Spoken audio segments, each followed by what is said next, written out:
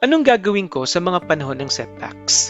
Pag sinabi nating setbacks, it means delay, problem, or obstacle that slows down or stops progress. Sa wikang Tagalog ho ay kabiguan, hadlang, o balakid.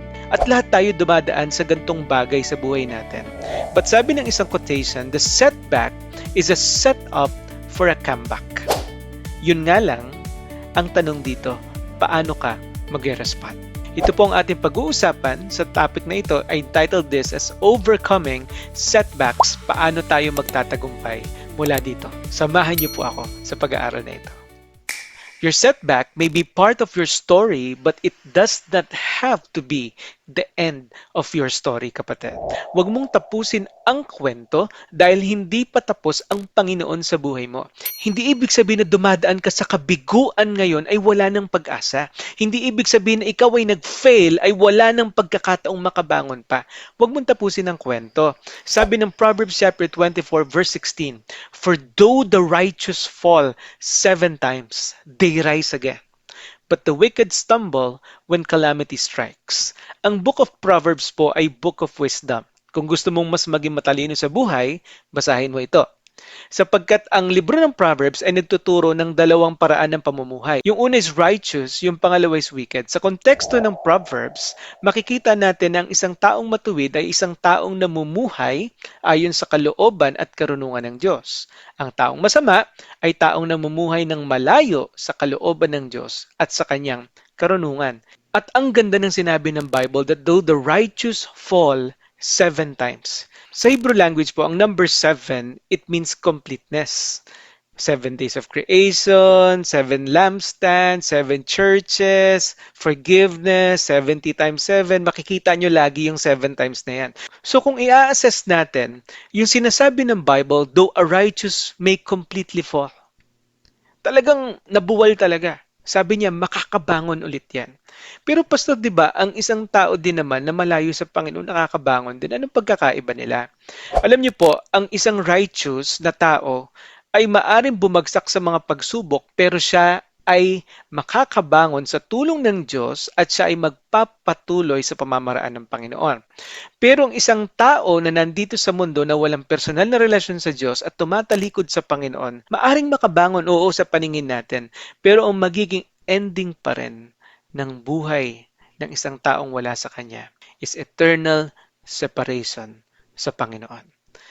For the wages of sin is death. Lahat tayo ay dumadaan sa setback, maging ang isang taong matuwid. Pero ang tanong, paano tayo mag-respond? Sabi ng verse, though a righteous may fall 7 times. Hindi niya sinasabi na ang isang taong matuwid ay hindi babagsak. Malinaw ang sinasabi ng Bible, darating ang panahon ng pagbagsak sa buhay natin. Pero paano tayo magre-respond sa lahat ng ito? Makikita natin si Joseph, the dreamer. Alam natin ang kwento niya in Genesis chapter 37 na kung saan siya ay trinaydor ng kanyang mga kapatid sapagkat nagselos sa kanya, tinapon siya sa isang pit kung saan dun sa pit na yon siya ay naibenta, naging slave siya, napunta siya sa Egypt, tapos siya ay naging alipin ni Potiphar. At doon sa pagiging alipin niya kay Potiphar, nag-excel siya kasi kasama niya pa rin ang Panginoon. Pero sa kabila ng kanyang pagiging magaling na katiwala, he was falsely accused by Potiphar dahil nga naman doon sa kanyang asawa na nanunukso kay Joseph dahil may gusto ito sa kanya. At dahil di siya napagbigyan, siya ay ginawa ng kwento. He was put into prison pero kahit nandun siya sa preso, siya pa rin ay nag-excel. Siya pa ang naging katiwala ng warden sapagkat ang Diyos ay kasama niya. And one day, inalis ng Diyos si Joseph mula dun sa prison and He promoted him as the second in command in Egypt.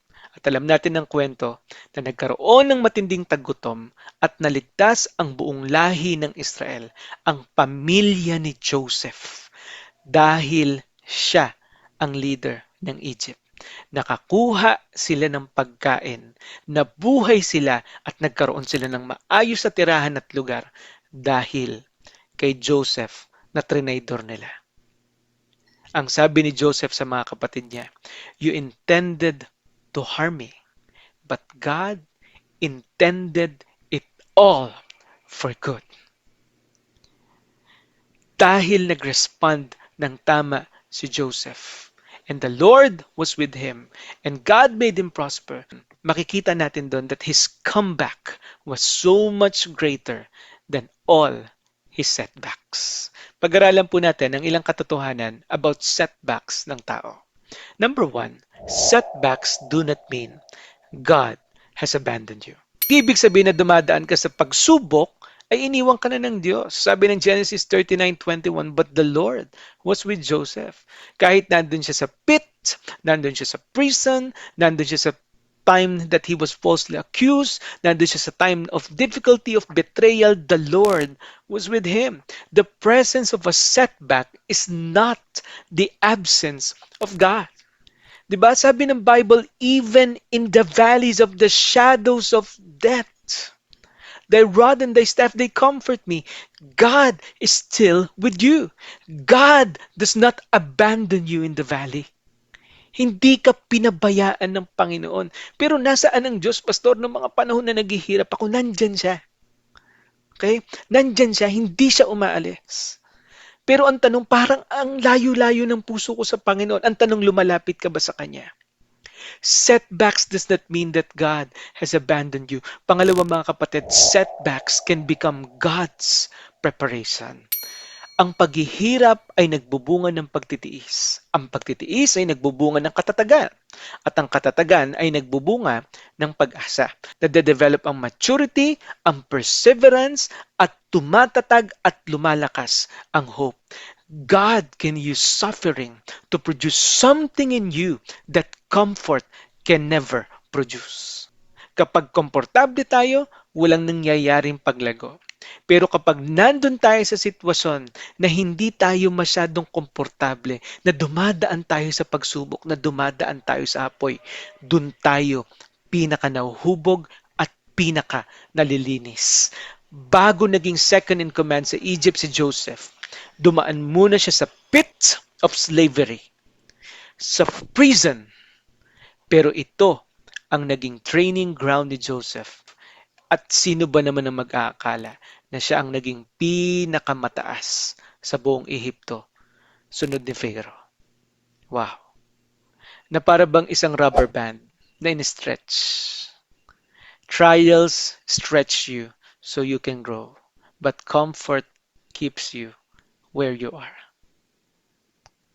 Pangatlo mga kapatid, your setback does not have the final word. Hindi lang basta ito preparation at hindi ka rin iniwan ng Diyos. Dapat mo ring matandaan na kapag may setback ka, hindi yan ang magde-define. Hindi yan ang identity ng buong pagkatao mo. Sabi ng Genesis 41 verse 41, so Pharaoh said to Joseph, I hereby put you in charge of the whole land of Egypt. Wow! Sino ba naman mag-aakala na yung pinakamataas na pwesto ibibigay sa iyo ng Pharaoh na ikaw mismo ang mamamahala sa buong Ehipto knowing na hindi ka naman Egyptian. Hindi ka naman nila kalahi. But because of God's grace, tapos meron siyang mabuting character, yung kanyang gifting ay pinagyaman niya, he was entrusted by God with many things.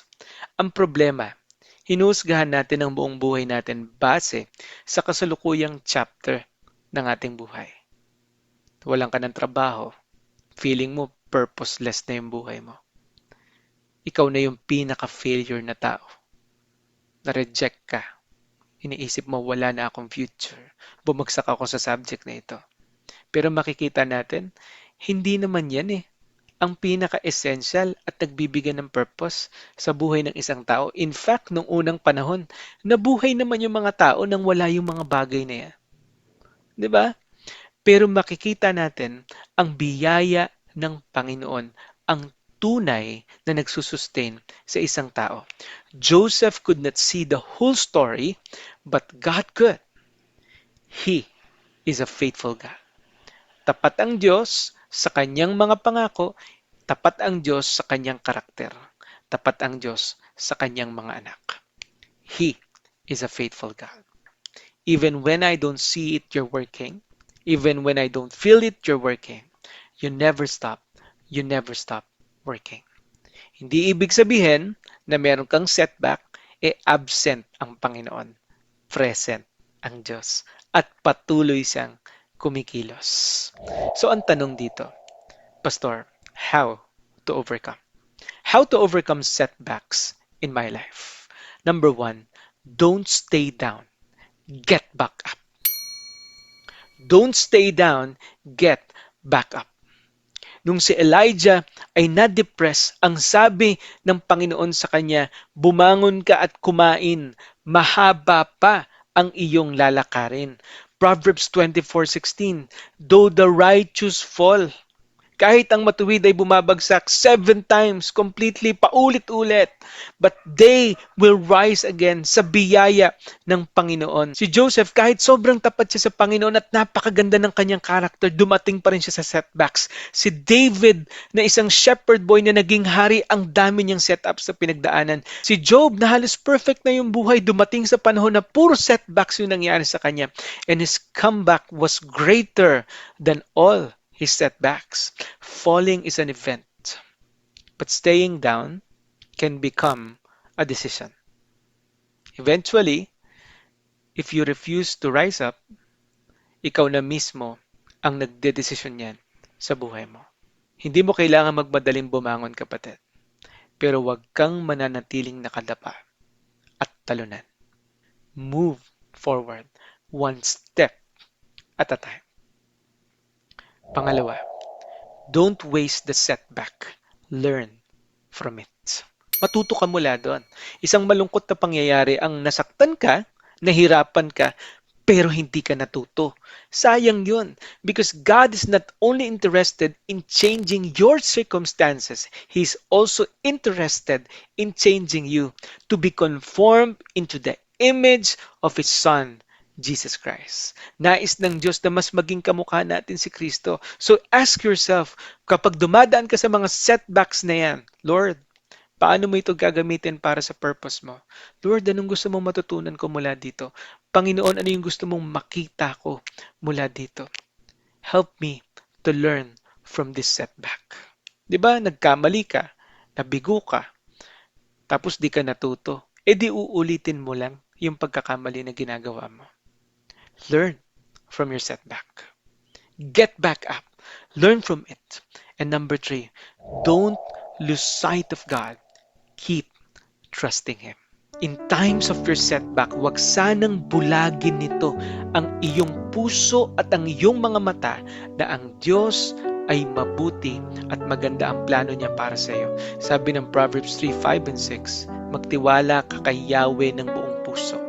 Huwag kang manalig sa sarili mong karunungan. Kilalanin mo siya. I-acknowledge mo siya. Lumapit ka lagi sa Kanya sa lahat ng iyong ginagawa. At ituturo niya sa iyo ang tamang daan. Wow! So bang malaman kung ano yung daanan na dapat mong tahakin? Pintuan na dapat mong pasukin? Mga bagay na dapat mong gawin? Lumapit, magtiwala ka ng buong puso. At huwag kang magtiwala sa sarili mong kalakasan. Acknowledge Him in all your ways. Pwede kang umiyak, malito, magtanong, pero huwag mong kakalimutan na mabuti ang Diyos at mabuti ang plano niya sa buhay mo. You don't have to understand everything, but you just have to trust Him in everything. Tanungin mo ang sarili mo sa mga questions na ito. Number 1, ano ang setback na pinakamahirap mong pinagdadaanan? At paano nito naapektuhan ang pananaw mo sa Diyos at sa sarili mo? Halawa, sa setback na naranasan mo, anong maaring tinuturo o hinuhubog ng Diyos sa iyong character at faith? Number 3, may bahagi ba ng buhay mo ngayon na nahihirapan kang intindihin? Paano mo isasabuhay ang I don't have to understand everything, I just have to trust God in everything? Sabihin natin ang mga statement na ito ngayon. Sabayan niyo ako sa pagbabasa ng mga salita na ito. Ready? Go. God is with me. God is working in me. God is not finished with me. My setbacks do not have the final word. God does. And by His grace, I will rise again, learn from the setback, and keep trusting Him. God bless po sa inyong lahat. And may this lesson be a blessing and a challenge and a big reminder po para sa bawat isa sa atin na nakikinig nito. I pray na sa mga taong dumadaan ngayon sa setbacks, huwag kayong mabulag ng mga bagay na ito at hindi nyo makita kung gaano kabuti ang Panginoon sa buhay ng bawat isa sa atin. Please like, share, and subscribe sa atin pong channel. Pakisama po lagi sa prayer itong channel na ito at maging kami po, ang aking pamilya, napakahalaga po na panalangin para sa amin. Kasi di naman tayo laging malakas. And I'm sure na kayo din po ay dumadaan sa mga pagsubok ng buhay. And also, pakisama din po sa inyong mga prayers ang mga ministries na pinagkatiwala ng Diyos, ang simbahan na pinagkatiwala niya sa atin. At patuloy na palaguin ng Panginoon ang kanyang kaharian dito sa lupa. Ingat po ang bawat isa.